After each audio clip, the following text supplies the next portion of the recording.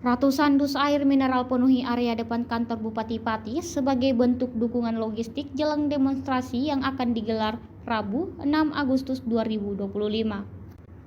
Dus-dus tersebut hampir tutupi akses depan, menjadi perhatian warga yang berdatangan untuk menyaksikan.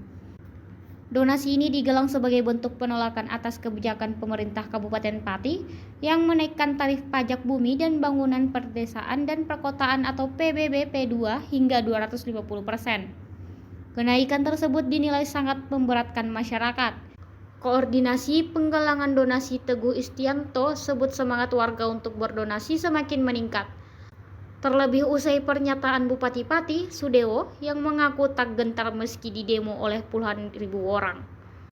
Namun ketegangan semakin terjadi ketika pelaksanaan tugas Sekretaris Daerah Kabupaten Pati, Rioso, perintahkan Satpol PP untuk mengangkut tumpukan dus air mineral tersebut.